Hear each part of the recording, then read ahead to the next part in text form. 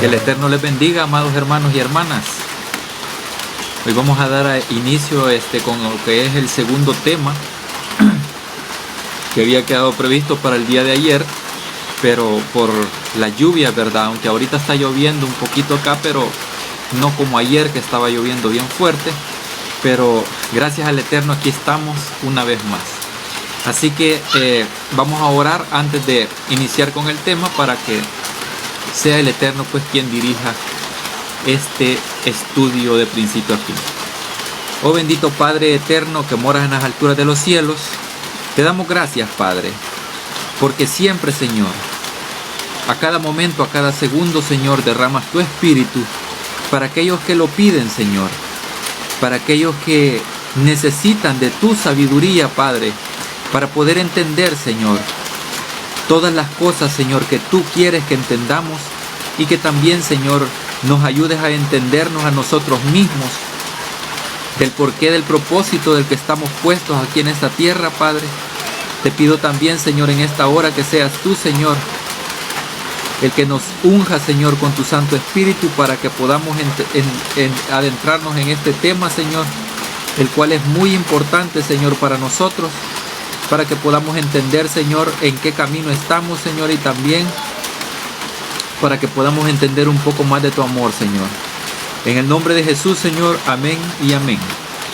Bueno, vamos a iniciar con este tema. El tema es, pues, salvación en 3 tiempos. Antes de iniciar, solamente quiero hacer una como recapitulación de lo que fue el tema anterior. El tema se trató pues de lo que es el Evangelio.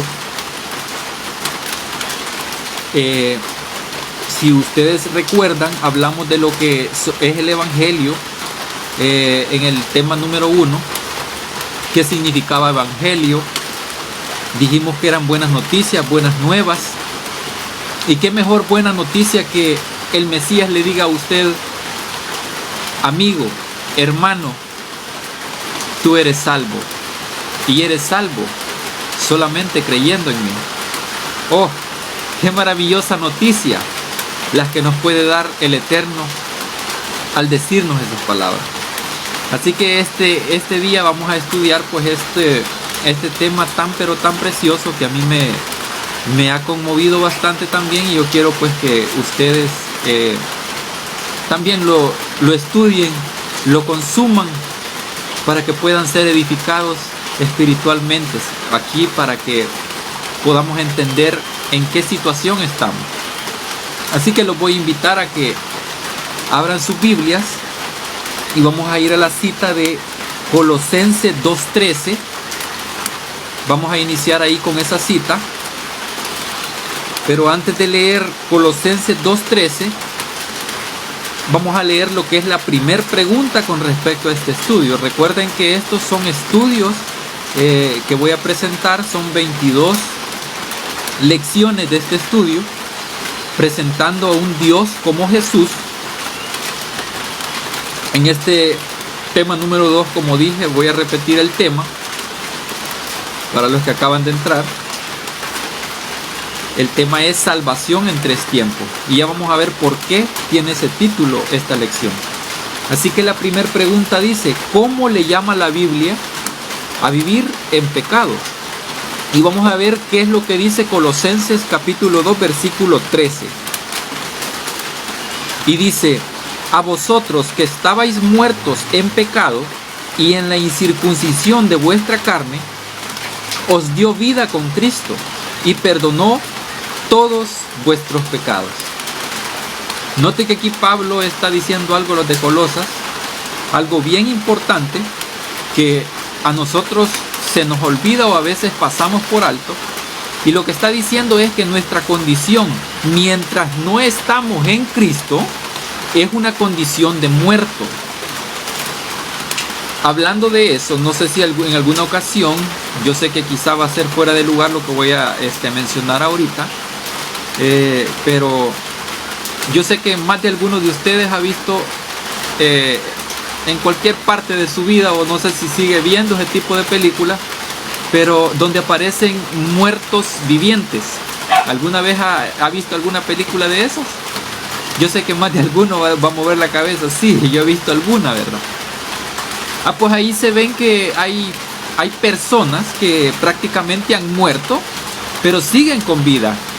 Pues qué raro, ¿verdad? Pero realmente la Biblia prácticamente así es como le llama a personas que viven realmente en pecado. O sea, son personas que están muertas.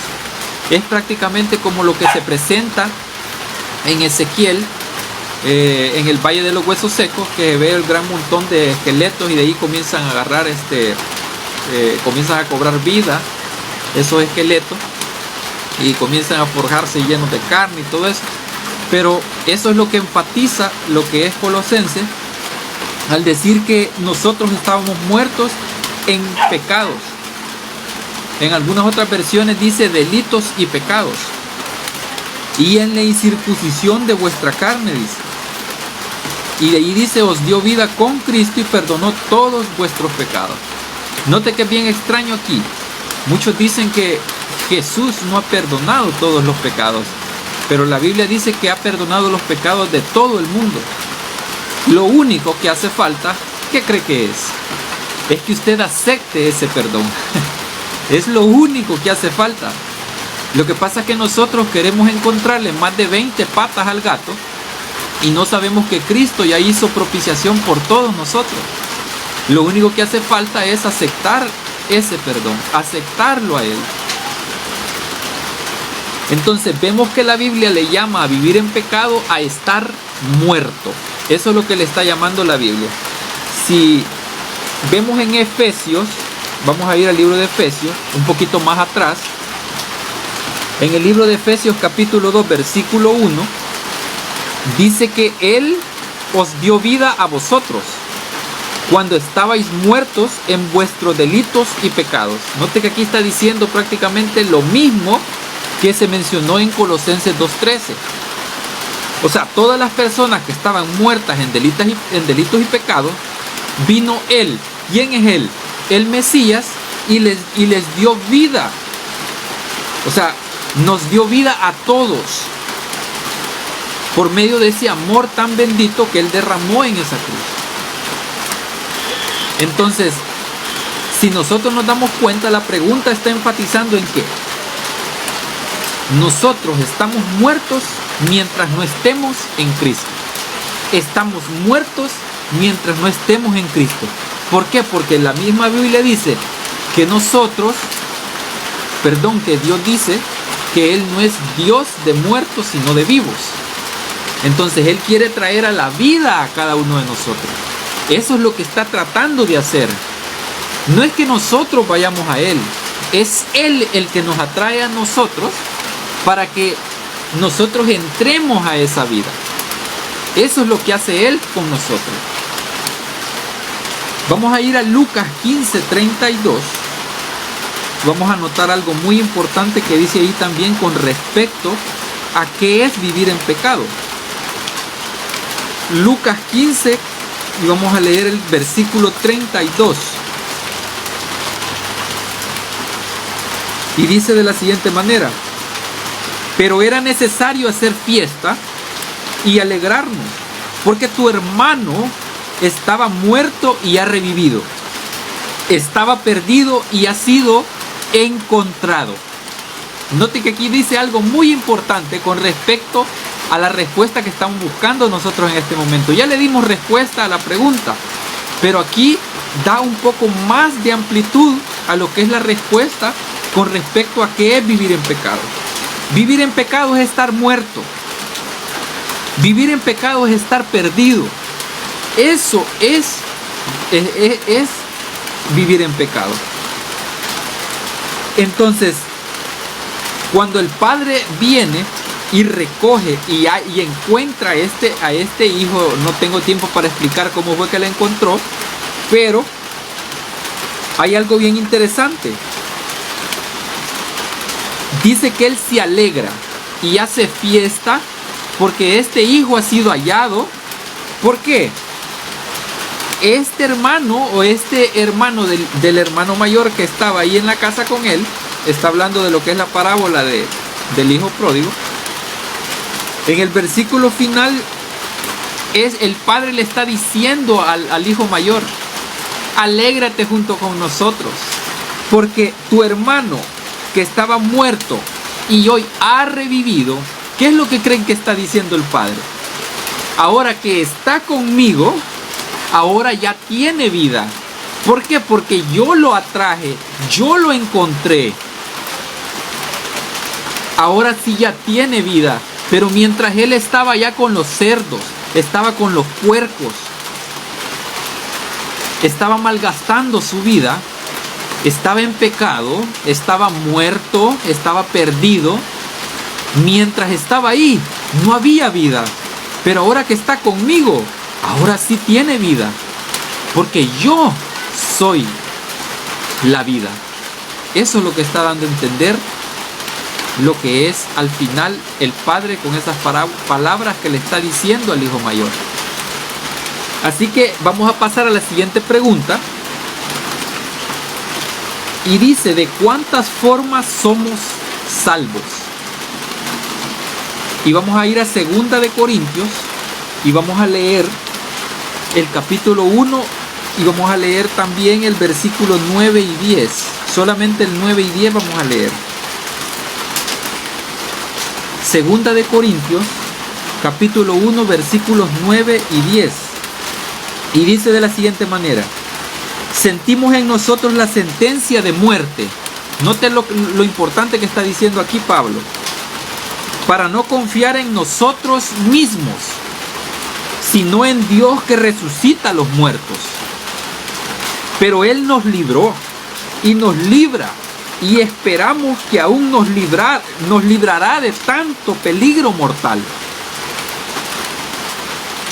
¿De cuántas formas somos salvos? ¿Solamente de una o de varias? ¿Qué respondería usted? ¿Cómo me gustaría que alguien escribiera algún tipo de respuesta a la pregunta que estoy diciendo? ¿De cuántas formas podemos ser salvos? ¿Alguien que pueda escribir? Si alguien está conectado. Voy a esperar un momento y mientras alguien escribe, bueno, y si alguien, termina escribiendo, pues va a ser maravilloso para ver el comentario, pues. La pregunta es: ¿de cuántas formas somos salvos? 2 de Corintios 1, del 9 al 10, está diciendo que nosotros sentimos en nosotros la sentencia de muerte. ¿Por qué sentimos sentencia de muerte nosotros en nosotros mismos? Porque, no me van a dejar mentir, a diario cada uno de nosotros pecamos. Diferente, sí, pero pecamos. Así que cada vez que hacemos o llevamos a cabo un tipo de pecado, nosotros sentimos una sentencia de muerte en nuestros corazones. ¿Por qué? Porque la paga del pecado es muerte. Pero hay algo que se nos olvida a nosotros. Lo que se nos olvida es que la dádiva de Dios es vida eterna. Cuando nosotros no olvidamos esas palabras, esa sentencia de muerte no tiene ningún poder en nosotros.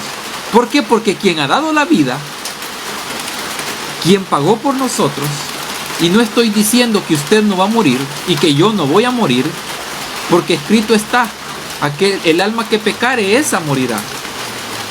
No estoy diciendo eso. El que Cristo haya muerto en la cruz, eso no significa que usted no vaya a pagar con muerte. Claro que va a pagar. Lo que estoy diciendo es que mientras usted esté en Cristo, aunque la muerte venga, usted tiene que tener la plena confianza de lo segundo que dice esa cita. La paga del pecado es muerte, mas la dádiva de Dios es vida eterna. Eso es lo que tiene que tener en cuenta. Claro, el pecado le puede pagar con muerte, pero Dios le va a pagar con vida. Eso es lo que Pablo está diciendo acá. Y hay otra cosa interesante que quiero recalcar. que Pablo dice acá, que dice que nosotros no tenemos que tener confianza en nosotros mismos, sino que la confianza la tenemos que poner en Él y solamente en Él. Porque Él mismo dice, sin mí nada podéis hacer.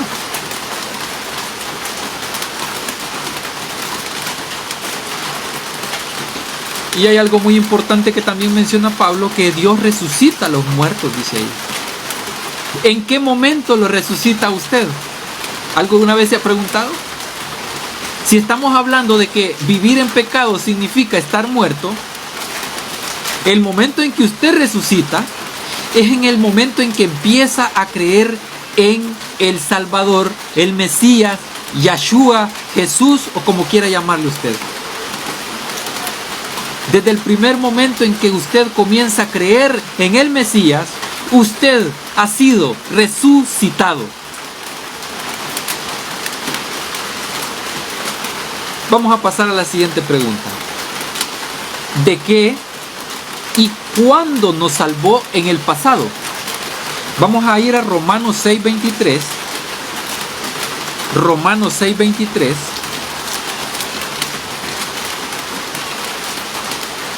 Y dice Romanos 6:23, porque la paga del pecado es la muerte, pero el don gratuito de Dios es la vida eterna en Cristo Jesús, Señor nuestro. Hay algo muy importante y es una palabrita nada más en este texto que es bien importante para nosotros, pero nosotros lo pasamos por alto y por eso comenzamos a vivir solamente por obras y no por gracia. La palabra importante en este texto es la palabra gratuito. Dice que es un don gratuito.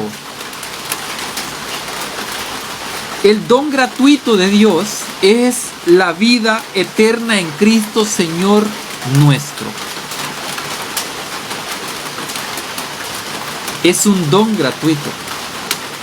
Lo que pasa es que nosotros queremos agregarle más cosas a ese don gratuito y comenzamos a llenarnos y a llenarnos de requisitos que prácticamente Dios no se los está pidiendo a usted, sino que lo único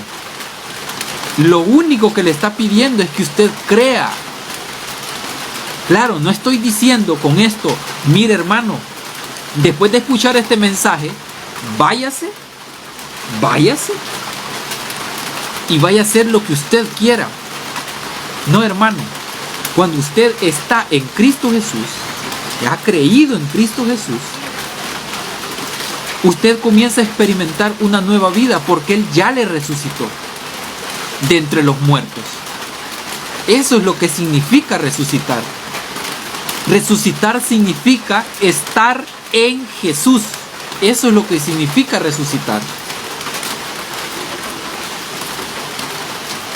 ¿Recuerda las palabras de Jesús cuando Él dice: dejen que los muertos entierren a sus muertos? ¿Recuerda esas palabras? Jesús a eso se refería. Las personas que están lejos de Él, que no quieren nada de Él, esas personas prácticamente están muertas, porque aún no han sido aladas al lado correcto. El lado correcto es el árbol de la vida. Hay dos lados. O ala usted para el árbol del conocimiento del bien y del mal, o ala usted para el árbol de la vida. Son dos lados. Aunque de nosotros no depende, sino que de Dios, es un don gratuito que Él da a cada ser humano. Pero realmente nosotros a veces vivimos, y quizás va a sonar un poco dura la palabra, pero quizás vivimos como los cerdos. Al cerdo le gusta revolcarse incluso en sus propias heces y en su propio lodo. Y no le importa ensuciarse. Que otro llegue a ensuciarse a ese lodo en donde ese puerco se está revolcando. A Él no le va a importar que el otro se ensucie también. Y eso es estar muerto. Eso es vivir en pecado. Vamos a ir a Romanos 5:18. Y dice de la siguiente manera: así como por el delito de uno vino la condenación a todos los hombres. Y este es un versículo hermoso. Yo lo tengo hasta encerrado en un cuadro porque es una cita contextual que tengo marcada. Así como por el delito de uno vino la condenación a todos los hombres, así también por la justicia de uno solo vino a todos los hombres la justificación que da vida. Esto es algo hermoso, hermano. Dice que por la justicia, dice, de uno solo, está hablando de Jesús, vino a todos los hombres la justificación que da vida. No está diciendo así, mire, si yo leyera en este texto, así como por el delito de uno vino la condenación a todos los hombres, así también por la justicia de los hombres seremos justificados en vida. No dice nada de eso el texto. Lo que dice es que por la justificación de uno solo, de la justicia de uno solo, lo cual es en Jesús, nosotros alcanzamos justificación para vida. Este texto, hermano, es crucial para que usted entienda en quién ha creído usted. Este texto es crucial. Si en Adán todos morían por causa del pecado, lo cual fue el primer Adán, ahora en el segundo Adán, todos, pero absolutamente todos los seres humanos, tenemos vida. Y vida en abundancia. Eso es resucitar en el Mesías. Vamos a ir a segunda de Timoteo, siempre con la pregunta ¿de qué y cuándo nos salvó en el pasado? Segunda de Timoteo capítulo 1. Segunda de Timoteo capítulo 1 y vamos a leer versículos 9 y 10. Y dice de la siguiente manera: quien nos salvó y nos llamó con santo llamado. Solo vean qué interesante con lo que comienza Pablo este versículo. Quien nos salvó y nos llamó con santo llamado. Está diciendo que es Él el que nos llama. No es que nosotros vayamos hacia Él. No es porque un pastor, un sacerdote o cualquiera le haya dicho a usted: mira, vení aquí. No, hermanos, es Él el que le llama a usted. Es Él el que le conmueve a usted. No es el montón de penitencias que usted hace. No es el montón de sacrificios que usted hace lo que lo llevan a Cristo. No, es el llamado que Él mismo le hace a usted. Eso es lo que lo lleva hacia Él. Esto es algo precioso. Quien nos salvó y nos llamó con santo llamado, no conforme a nuestras obras, dice acá, sino según su propósito y su gracia, que nos dio en Cristo Jesús antes de los tiempos de los siglos. Uy, uy, uy, uy, uy. Dice que antes de los tiempos. Ahora entiende por qué en la Biblia dice: yo los amé primero. Esas palabras son puras, hermano, y vienen de alguien que es 3 veces santo. Por esa razón es 3 veces santo, porque sus planes son planes que no van de acuerdo ni siquiera al calendario del ser humano, porque Dios nunca va a ir por nuestro calendario, va a ir por el calendario de Él. Él tiene bien, pero bien plasmado qué es lo que va a hacer. Todo, pero todo está en su mano. No hay hombre que entienda. Eso lo dice Pablo. No hay quien haga el bien. Todos se desviaron a uno. Por esa razón, este plan de salvación está en las manos del Eterno y no de los hombres. Porque si lo hubiera dejado en manos de los hombres, ¿qué creen que hubiera pasado? Imagínense si hubiera dejado el plan de salvación en manos de los hombres el Señor.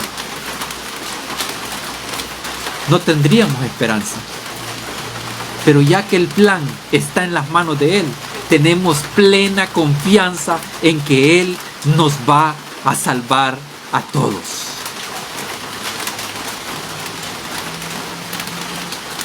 Y en el versículo 10 seguimos leyendo y dice: y que se ha manifestado ahora por la aparición de nuestro Salvador Jesucristo, quien destruyó, ¿el que destruyó? La muerte, y sacó a la luz la vida y la inmortalidad por medio de ¿qué? Por medio del Evangelio, no por medio de congregaciones, no por medio de pastores, no por medio de sacerdotes, no por medio de ancianos, no por medio de diáconos, por medio del Evangelio. Por ese medio es que nosotros alcanzamos salvación. Y en otras partes de la Biblia, el Evangelio es Cristo Jesús, porque en Él anida el Evangelio. En Él está la raíz, la base del Evangelio. No hay ninguna otra cosa sobre Él.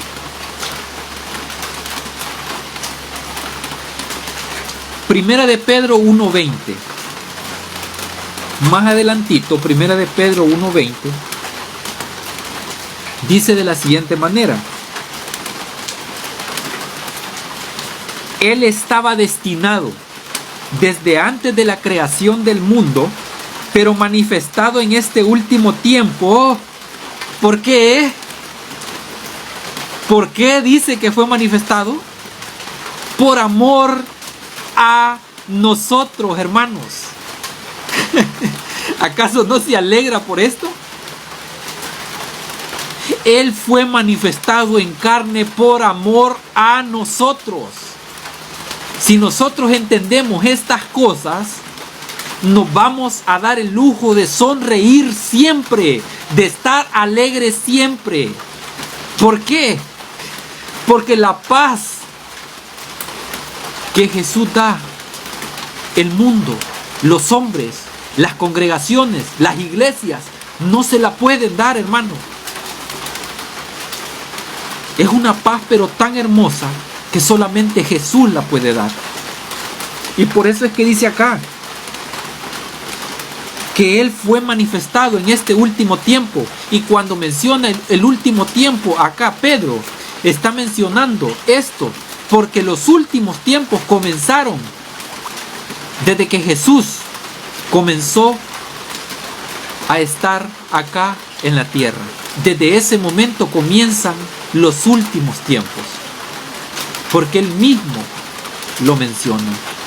Ahora ha venido el juicio a esta tierra, Él lo dice. Así que, hermanos, siéntase feliz, porque no estamos en manos de hombres, no estamos en manos de ninguna iglesia. Estamos en manos de aquel que nos amó primero. Estamos en manos de aquel que no le importó dar su vida por cada uno de nosotros. Aunque nosotros estuviésemos pidiendo la muerte de Él, Él no tomó en poco esas palabras y quiso hacerlo así porque nos amó primero, hermano. No sé, hermano, si usted se siente feliz, pero yo sí me siento feliz. Cada vez que abro esto, hermano, y da testimonio estas letras de Él, yo siento más vida. El cuerpo puede decir cualquier cosa, puede decir que duele algo, pero Cristo le dice a usted: yo soy la vida, yo soy el camino y yo soy la verdad.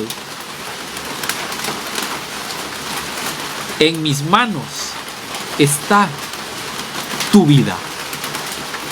Cuando dice eso el Señor, yo me alegro. Me gozo cuando dice eso el Señor. Primera de Juan 4:14. Primera de Juan 4:14. Note que estoy mencionando varias citas con respecto a de qué y cuándo nos salvó en el pasado el Señor, porque esto está desde el pasado. O sea, esto estaba enfatizado desde el pasado. Por eso es que el tema se llama salvación en 3 tiempos, porque Él nos comenzó a salvar desde el pasado, desde antes de la creación del mundo. Él ya nos estaba salvando, hermano. Aunque le suene ridículo lo que estoy diciendo, pero Jesús desde antes de la fundación del mundo a usted ya le tenía previsto que le amaba, hermano. Entendamos eso. Esto es algo hermoso. Primera de Juan 4:14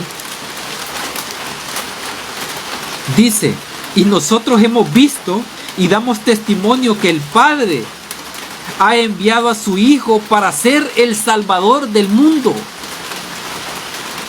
Dice que el Padre lo envió, pero en otras partes de la Biblia dice que por amor a nosotros se entregó. Cuando la Biblia dice que el Padre envió a su Hijo, está diciendo que estaba en completo acuerdo con Él, porque el Padre y Él son uno. Así que siéntase dichoso, hermano, siéntase privilegiado de que Él le amó desde antes de la creación del mundo, hermano, independientemente de lo vil o de lo pecador que usted es o era o sigue siendo. Siéntase privilegiado, porque quien lo ama y lo va a seguir amando hasta el fin del mundo y después del fin del mundo es Él, hermano. Esto es algo hermoso. Primera de Juan 2:2 dice de la siguiente manera: Él es la expiación por nuestros pecados. Y este texto, si quiere, subráyelo, guárdeselo en su corazón, hermano. Subráyelo, enciérrelo, porque es algo precioso este versículo. Dice que Él es la expiación por nuestros pecados, y no solamente por los nuestros, dice, sino también por los de todo el mundo. Así que, ¿qué estamos esperando, hermanos? Si usted lee el versículo 1, se va a dar cuenta de algo muy especial, lo cual Juan está diciendo. Fíjense que Juan experimenta algo que los demás evangelistas no experimentan. Y lo vienen a experimentar después, sí, pero Juan lo experimenta primero. ¿Y saben por qué? Él experimenta algo que a los demás le faltaba, y este algo era el amor. Solo noten cómo llama a las personas que les está escribiendo en ese momento Juan. Hijitos míos, les dice, esto os escribo para que no pequéis. Pero si alguno hubiera pecado, abogado tenemos ante el Padre, a Jesucristo el justo. ¿Qué está diciendo acá? Hermano,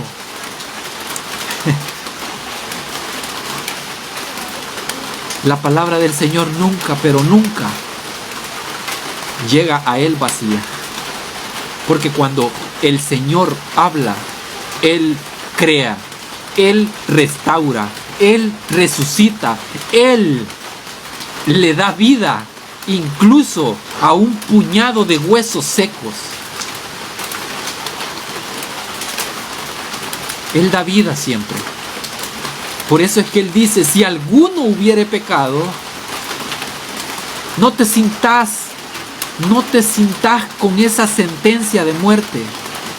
¿Sabes que hay alguien que destruyó la muerte? ¿Sabes que hay alguien que venció a la muerte?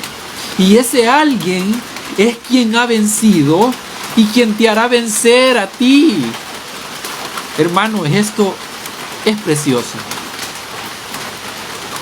Dese cuenta, hermano, de que nosotros no estamos en las manos de cualquiera. Estamos en las manos de un Redentor que nos ama desde antes que fuésemos creados. Este es maravilloso. Vamos a pasar a la siguiente pregunta. ¿De qué y cuándo nos salva en el presente? Ya vimos lo que hace o lo que ha hecho en el pasado. Ahora vamos a ver lo que hace en el presente.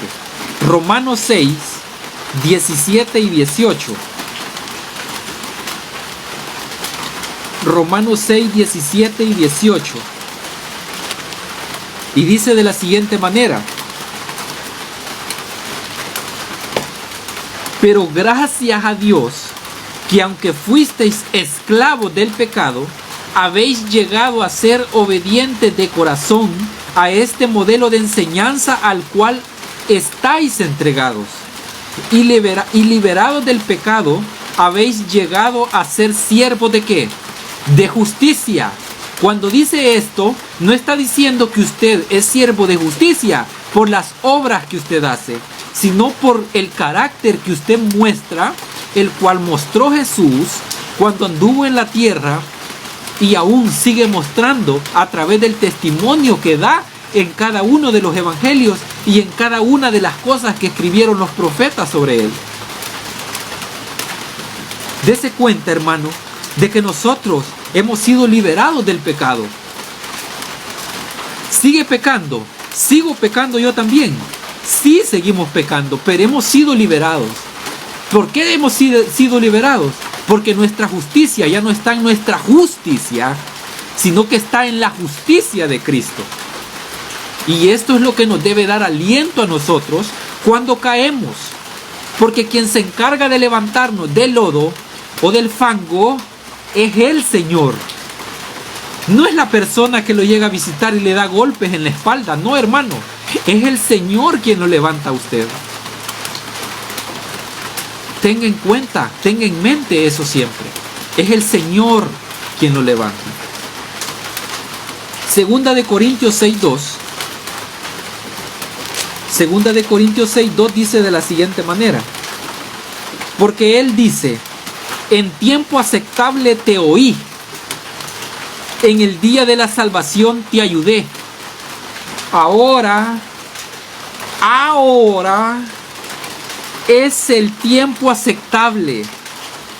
Ahora es el día de la salvación. Está diciendo que hoy es el día de la salvación. ¿En qué momento nos salva? Hemos visto que nos ha salvado en el pasado. Ahora está diciendo que nos salva también en el presente. Que nos libera del pecado, de esa esclavitud del pecado. Nos ha librado de la muerte. Si usted se cree ateo, se cree agnóstico o cualquier tipo de creencia que usted tenga, déjeme decirle que eventualmente el Señor lo va a atraer con lazos de amor hacia Él.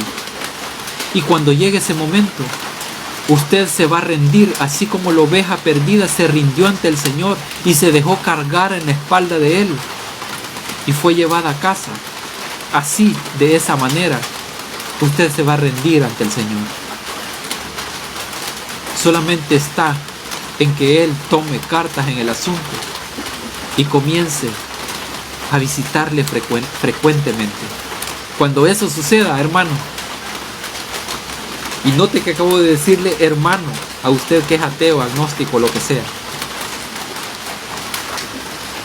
Cuando eso suceda, hermano, va a llegar una gran alegría a su corazón Va a entender cuál es su propósito aquí en la tierra. Va a entender por qué tanto el Padre le ha estado llamando. Cuando eso suceda, va a entender por qué Dios le amó primero y por qué Dios le amó antes de la fundación del mundo. Primera de Timoteo 4:10. Primera de Timoteo 4:10 dice de la siguiente manera: por esto aún trabajamos y sufrimos oprobio, porque hemos puesto nuestra esperanza. ¿A dónde creen que ha puesto la esperanza Pablo?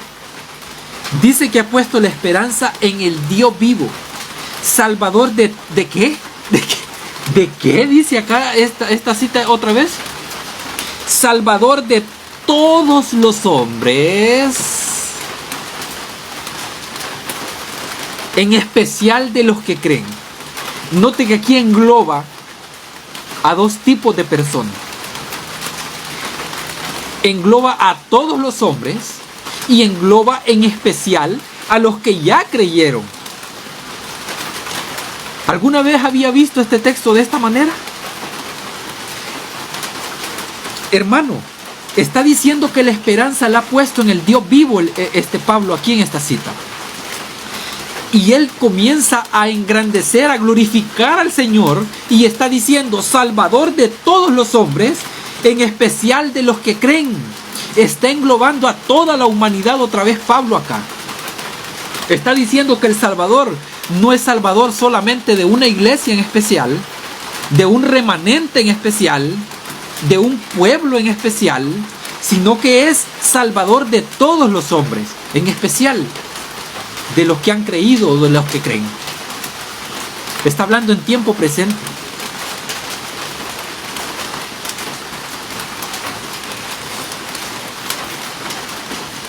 Todo esto, hermano, es para que usted reflexione. Con estos estudios vamos a reflexionar a un Dios. Vamos a reflexionar en un Dios como Jesús.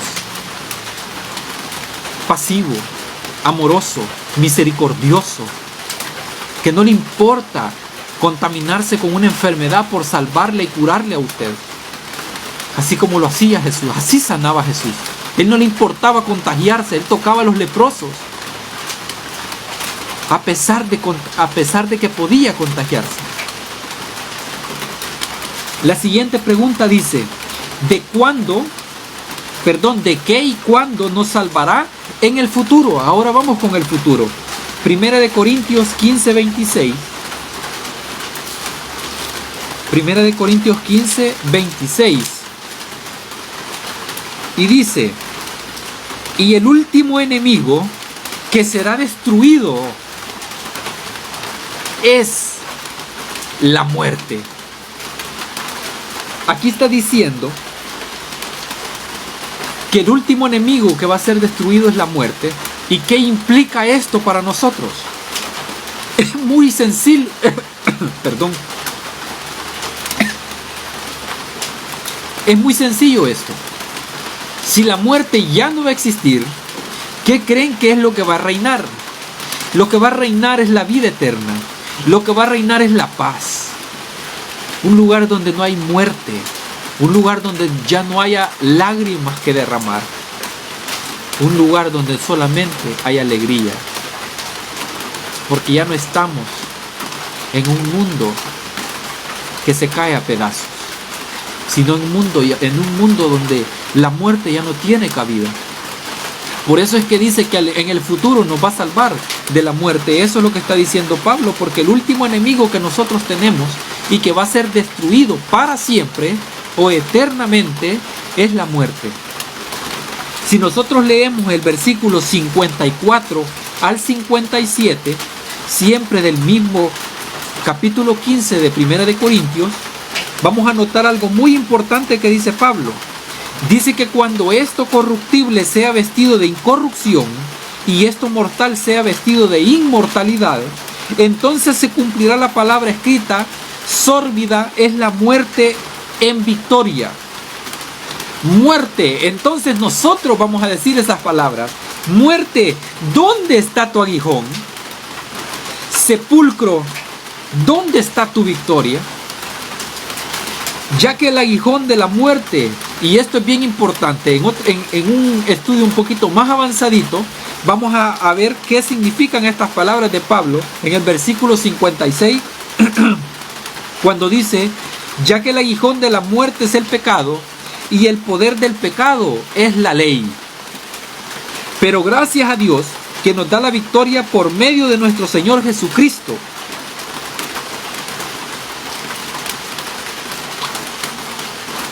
Pero gracias a Dios que nos da la victoria por medio de nuestro Señor Jesucristo. No por medio de nuestras obras, sino por medio de nuestro Señor Jesucristo. En 1 de Pedro 1:5 dice algo importante también. 1 de Pedro, versículo 5. 1 de Pedro, capítulo 1, versículo 5. Dice, gracias a la fe, sois guardados por el poder de Dios, para alcanzar la salvación que será revelada, ¿dónde? En el último tiempo. Ahorita vemos por velo, no alcanzamos a ver a plenitud la salvación, pero en aquel tiempo va a ser revelada a plenitud la salvación, y es cuando más nos vamos a gozar, hermanos. Nos vamos a alegrar. Nuestros címbalos van a sonar de alegría. Isaías 25, 8, 9. Vamos a ir al Antiguo Testamento. Isaías 25 y vamos a leer el versículo 8 y 9. El Señor destruirá la muerte para siempre, enjugará toda lágrima de todos los rostros y quitará la afrenta de su pueblo de toda la tierra. El Señor lo ha dicho. En ese día se dirá, este es nuestro Dios. Lo hemos esperado y Él nos salvará.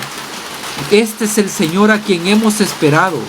Nos gozaremos y nos alegraremos en su salvación. Hermanos míos, ¿de dónde cree que Juan tomó la cita donde dice que el Señor enjugará toda lágrima de nuestros rostros o de nuestros ojos? Viene directamente de esta cita. Hermanos, el libro de Apocalipsis está plagado de citas que vienen directamente del Antiguo Testamento. Para entender Apocalipsis, no a profundidad y que podamos entenderlo a plenitud, sí, pero poco a poco el Señor nos va a ir llevando de gloria en gloria hasta que Él venga. Vamos a ir entendiendo cosas que nosotros nunca pensábamos que podríamos haber entendido. Así que, hermanos, vamos a pasar a la siguiente pregunta. ¿Cuántos medios de salvación crees que existen? ¿Y qué debemos hacer para alcanzarla? Vamos a ir a Hechos 4:12. Hechos capítulo 4, versículo 12. Hechos capítulo 4, versículo 12. Dice, en ningún otro hay salvación, porque no hay otro nombre bajo el cielo dado a los hombres en que podamos ser salvos. Mucho se predica de esto allá afuera, pero terminan diciendo, si no te unes a mi congregación, estás perdido. Si no practicas mis doctrinas, estás perdido. Hermanos míos, el único camino a la salvación es en Cristo Jesús. No hay otro camino. Aunque el ser humano quiere ponerle flores a la salvación, el único camino es Cristo. Y en Hechos 16, versículos 30 y 31, Hechos 16, 30 al 31, dice, los sacó de allí y les dijo, señores, ¿qué debo hacer para ser salvo? Ellos respondieron, cree en el Señor Jesucristo y serás salvo tú y tu casa. Hermanos míos, no sé si Pablo y Silas estaban enloquecidos por Cristo, pero ellos prometieron a este hombre que no solamente él iba a ser salvo al creer en Jesús, sino que también los de su casa. Lo invito a que reflexione en ese versículo. No voy a detenerme mucho tiempo, ya que ya me extendí demasiado. Esperaba lograr media hora, pero ya me extendí demasiado. Solamente esta es la última pregunta. ¿Crees que haciendo buenas cosas o siendo buenas personas podemos ganar la salvación? Efesios capítulo 2. Vamos a ir a ver qué es lo que nos quiere decir Efesios con respecto a esta pregunta. Efesios capítulo 2.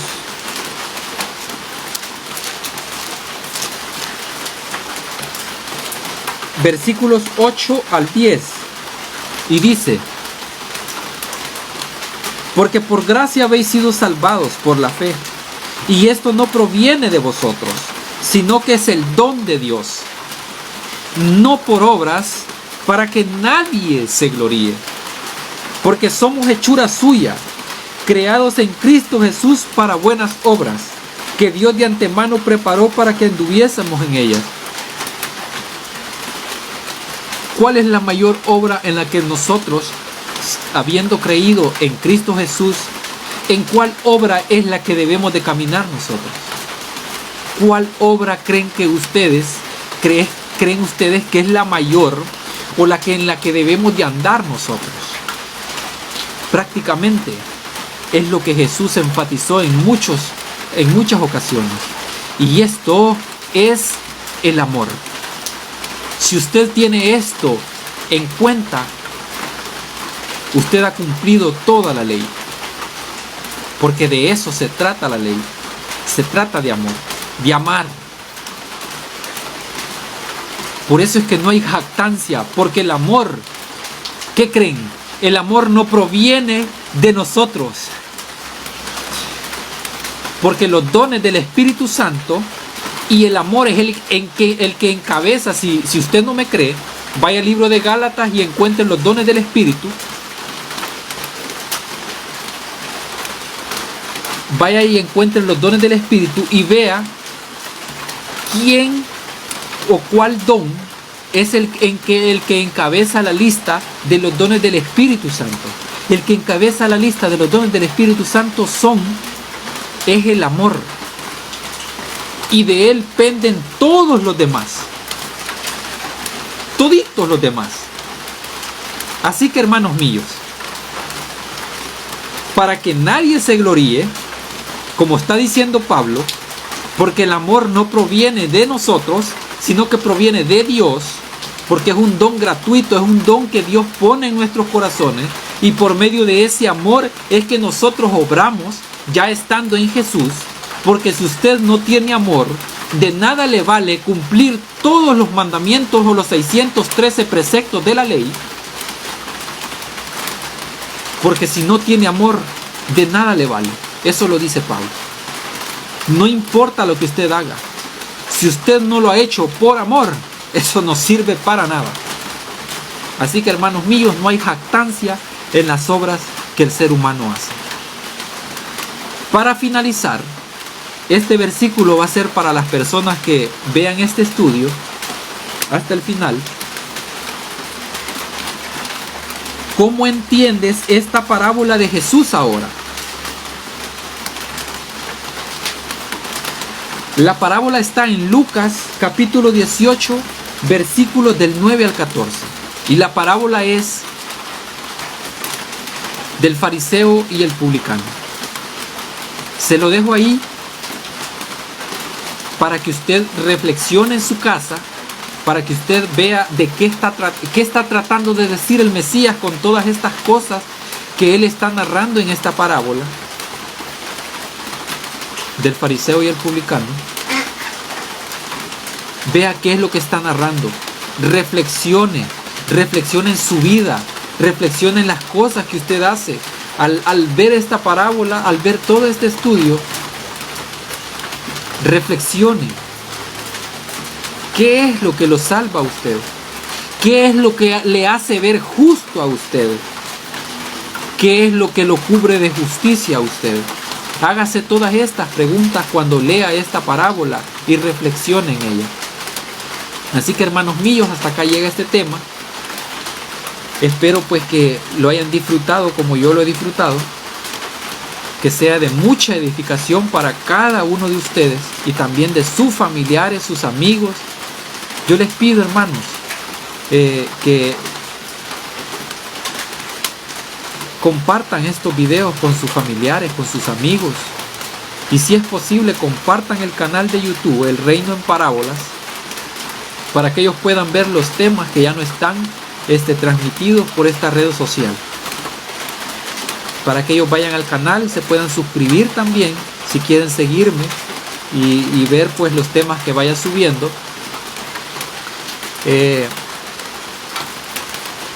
Hagan lo posible de compartir lo que es la palabra de Dios, porque de eso se trata, de compartir las buenas nuevas, las buenas noticias, la gracia que ha sido derramada para usted y para mí también. Así que hasta acá llega este tema. Vamos a orar. Oh bendito Padre eterno, que moras en las alturas de los cielos, gracias te damos, Padre, porque sabemos que tu misericordia, tu gracia ha sido derramada porque tú nos amas a nosotros, Padre. Siempre nos has amado, Señor, en el pasado, en el presente, y nos seguirás amando en el futuro, Padre. Por eso es que tú, Señor, nos has salvado en 3 tiempos, porque tenemos plena confianza, Señor, de que tú eres un Dios responsable con todas sus criaturas, Padre. Así como un padre es responsable con sus hijos y los cría desde pequeños, Señor, así tú también harás con nosotros, Padre. Nos criarás, nos llevarás por buen camino, Padre, hasta llegar hasta el trono de tu gracia y así, Señor, estar contigo para toda la eternidad, Padre. Te damos gracias por esa bondad, Señor, por esa vida eterna, Señor, que nos has dado, Señor, sin siquiera merecerlo, Padre. En el nombre de Jesús te damos gracias. Amén y amén. Que el Eterno les bendiga, amados hermanos y hermanas.